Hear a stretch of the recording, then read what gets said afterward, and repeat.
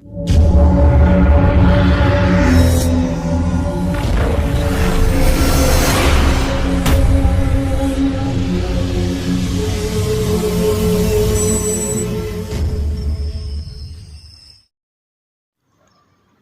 Swastiastu.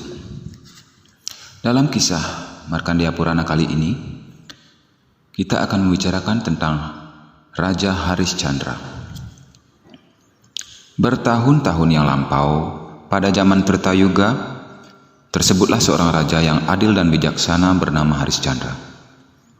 Beliau melakukan banyak perbuatan baik, dan dari segi penampilan, beliau adalah raja yang sangat tampan. Ketika Raja Harishchandra memerintah di bumi, tidak pernah terjadi bencana, wabah, ataupun kejahatan. Suatu hari, sang raja melakukan sebuah ekspedisi berburu ke sebuah hutan. Di sana, tiba-tiba beliau mendengar suara seorang wanita berteriak, "Tolong! Tolong!"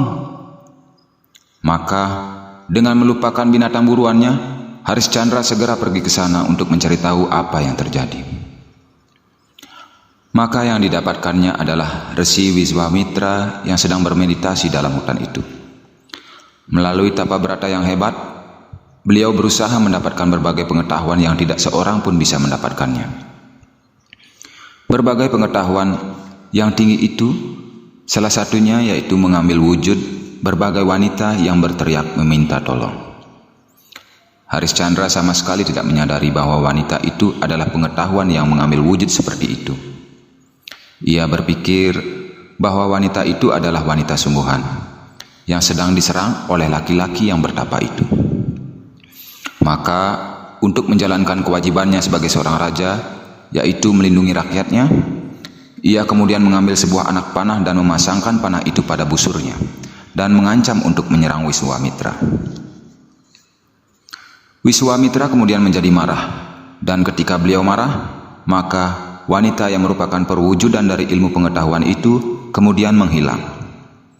Saat itulah Harishchandra kemudian menyadari siapa yang sebenarnya resi yang ada di hadapannya itu, dan menyadari apa yang telah dilakukannya. Tubuhnya gemetar bagaikan pohon beringin yang bergoyang karena tertiup angin. Ia kemudian bersujud di hadapan sang resi dan memohon ampun kepada beliau. "Maafkanlah hamba," katanya. "Kewajiban seorang raja untuk melindungi rakyatnya yang sedang dalam kesulitan. Karena seorang raja adalah seorang pelindung." "Aku mengerti, Tuan Raja," jawab Wiswamitra. "Namun, karena Anda adalah seorang yang mahir dalam ilmu sastra dan kitab suci, maka katakanlah padaku, kepada siapa seharusnya seseorang harus menyumbang, dan siapa yang harus dilindungi, dan untuk siapa seseorang harus bertarung." "Seorang raja harus menyumbang kepada para Brahmana," jawab Harishchandra. "Dan orang yang harus dilindungi adalah mereka yang ketakutan dan mereka yang bertarung melawan musuhnya." "Baik, kalau begitu," jawab Wiswamitra, "aku adalah seorang Brahmana. Maka, sumbangkanlah apa yang aku minta kepadamu." "Apa yang Anda inginkan?" tanya Harishchandra. "Apakah emas, permata, anak, istri, kehidupan, kerajaan, kota, atau barangkali sesuatu yang sulit untuk didapatkan?" Lalu sang resi pun menjawab, "Aku menginginkan seluruh dunia ini beserta kota, desa, dan pegunungan yang terdapat di dalamnya," kata Wiswamitra. "Aku menginginkan semua kereta, kuda, dan gajah. Aku ingin seluruh kerajaan ini, aku ingin semua permata yang kau miliki, pelayan dan seluruh rakyatmu. Pendek kata, aku ingin segala yang kau miliki, selain kau, anak, dan istrimu. Berikanlah segala yang kau miliki. Seperti yang Anda minta, hamba akan memberikannya," jawab Harishchandra. "Bagaimana dengan pakaian dan perhiasan yang dipakai oleh istri dan anakmu?" tanya Wiswamitra. "Maka, sesuai dengan janjimu, semua itu adalah milikku. Kau hanya boleh memakai pakaian kulit kayu. Dan karena aku tidak ingin kau ada di wilayah kerajaanku, maka pergilah ke suatu tempat yang bukan menjadi milikku." Haris Chandra sudah siap untuk melakukan semua itu. Namun, Wiswamitra kemudian mencegahnya. Kau telah melakukan upacara Raja Suya. Untuk hal itu, aku meminta daksina yang seharusnya kau persembahkan kepadaku. Akan tetapi Tuan Resi, hamba sudah tidak punya apa-apa lagi untuk hamba berikan kepada Anda sebagai daksina, karena hamba telah menyerahkannya kepada Anda. Meskipun demikian, kau tetap harus memberikan sebuah daksina kepadaku, kata Wiswamitra. Baiklah, mohon berikanlah hamba waktu selama sebulan untuk mempersiapkannya. Setelah 1 bulan, maka hamba akan datang untuk membawakan daksina untuk Anda. Dengan persyaratan itu, Wiswamitra kemudian menyetujui dan mengizinkan Haris Chandra untuk pergi. Seluruh rakyatnya merasa bersedih karena harus kehilangan seorang raja yang sebaik Haris Chandra, dan mereka berusaha mencegah beliau. Namun, bagaimanapun juga, ia harus meninggalkan kerajaannya demi untuk memenuhi janjinya kepada sang resi. Haris Chandra memiliki seorang istri yang bernama Saifia. Saat itu, Saifia berjalan dengan sangat lamban, dan Wiswamitra yang melihat hal itu kemudian memukuli punggungnya dengan sebuah tongkat yang besar. Namun, tanpa protes, Haris Chandra yang melihat hal itu hanya berkata, "Tuan Resi, kami akan pergi." Namun, 5 Wiswadewa menjadi sangat sedih atas perlakuan Wiswamitra kepada Haris Chandra dan Saifia. Mereka kemudian berteriak, "Memalukan! Memalukan!" Dan ini membuat sang resi menjadi marah. Maka Wiswamitra kemudian mengutuk para Wiswadewa itu agar terlahir menjadi manusia bumi. Ketika Wiswadewa meminta ampun atas tindakannya itu, Wiswamitra kemudian mengatakan bahwa mereka tidak akan memiliki anak dan istri, dan mereka akan terbebas dari segala kegiatan atau pengaruh dari segala kehidupan manusia. Kelima Wiswadewa inilah yang akan menjadi 5 putra Draupadi. Meskipun pertanyaan dari Jaimini telah terjawab, namun beliau menjadi agak terkesan oleh cerita itu, dan kemudian berkata, "Ceritakanlah lebih jauh tentang Raja Haris Chandra," katanya. Dan burung itu menceritakan sebagai berikut. Haris Chandra dan Saifia memiliki seorang putra yang bernama Rohitaswa. Mereka tidak tahu harus pergi kemana, karena mereka tidak diizinkan untuk menempati tempat yang menjadi wilayah kerajaan Wiswamitra. Maka satu-satunya kota yang bisa ditempatinya adalah Varanasi, yang dinyatakan sebagai tempat manusia, karena kota itu diciptakan oleh Siwa sendiri. Maka mereka kemudian pergi ke sana.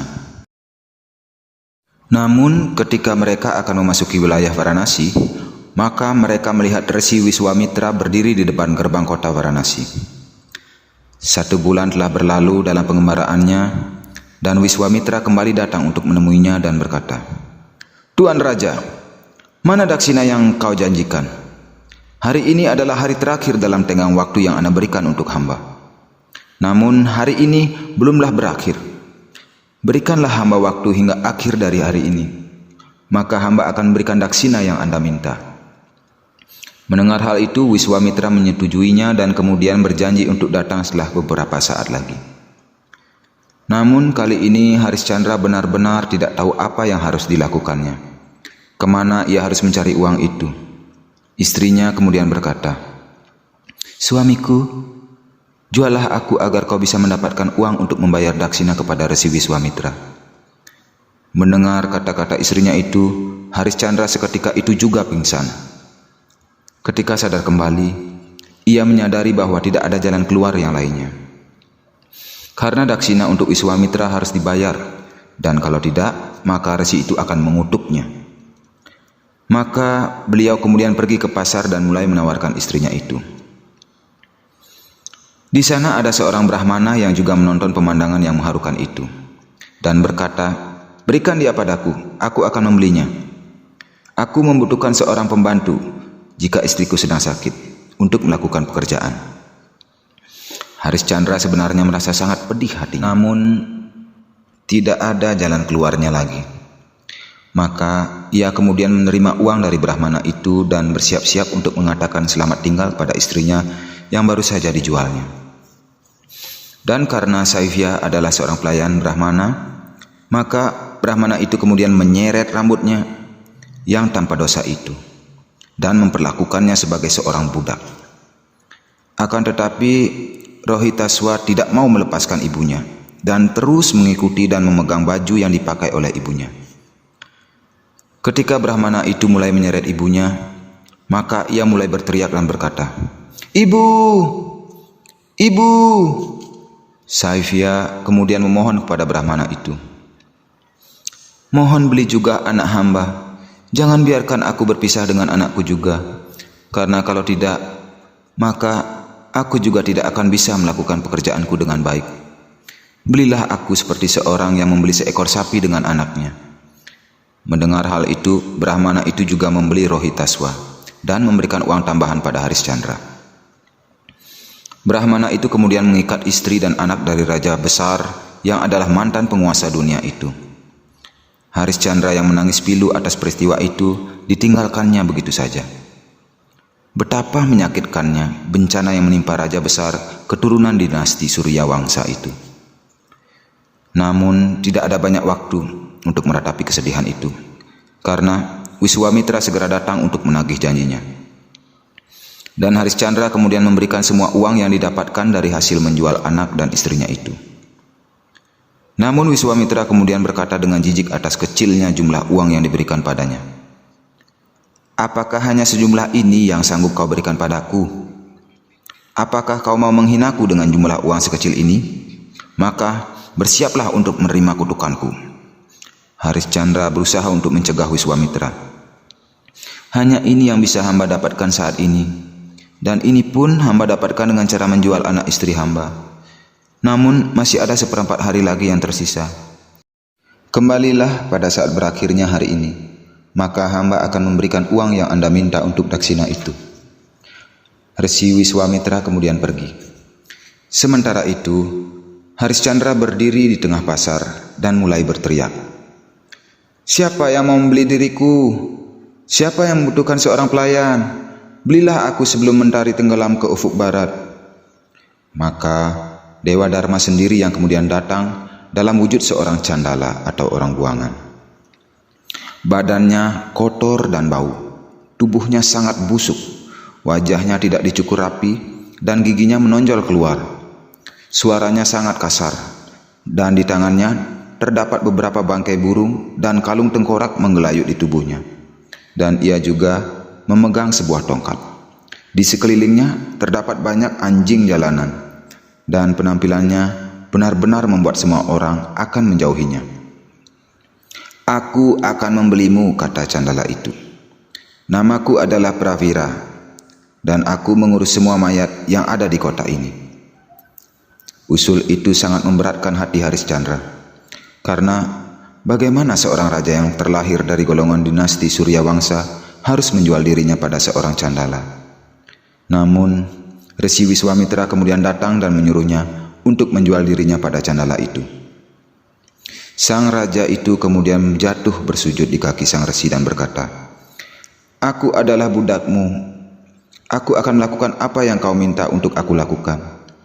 Tapi mohon jangan suruh aku untuk menjual diriku pada seorang candala.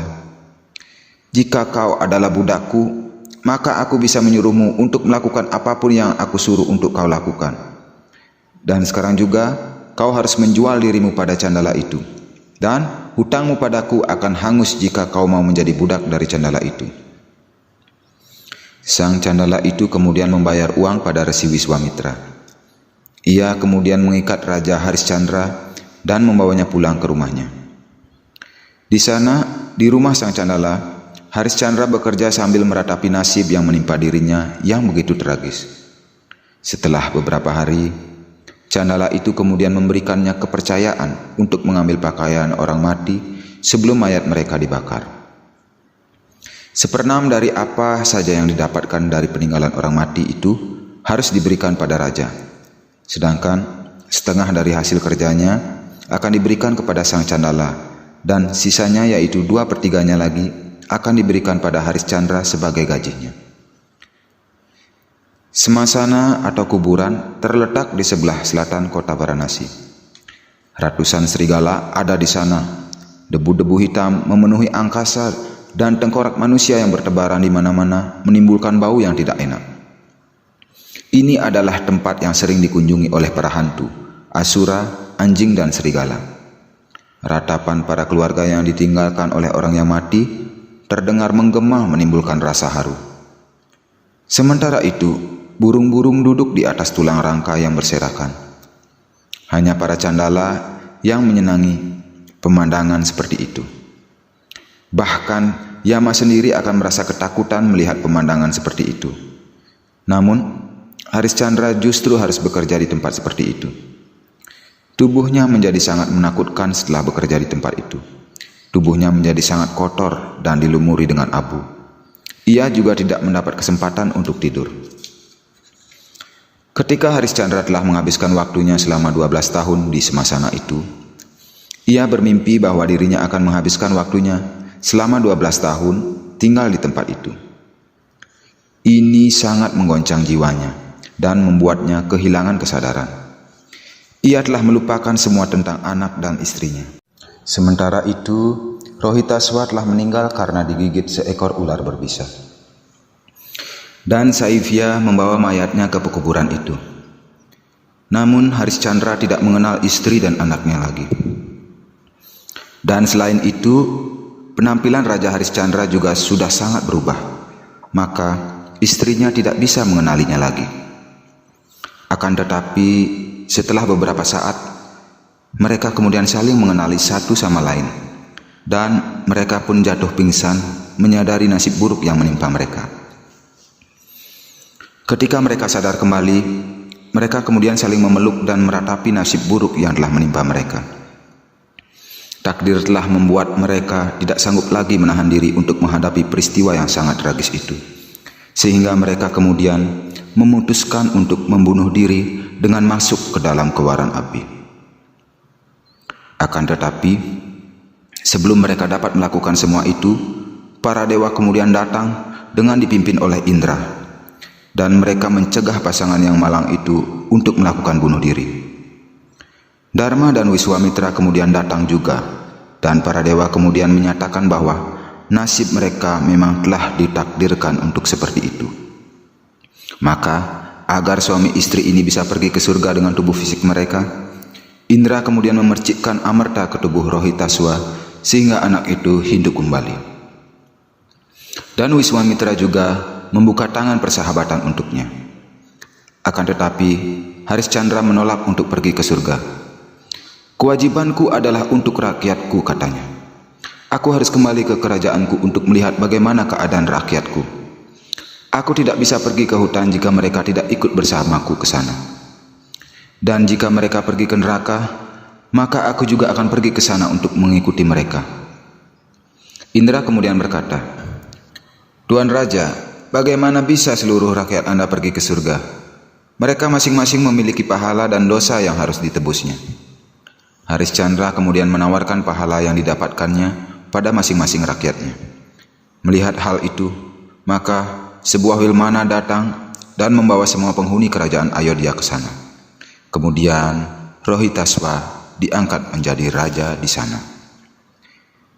Itu dia kisah tentang Raja Hariscandra.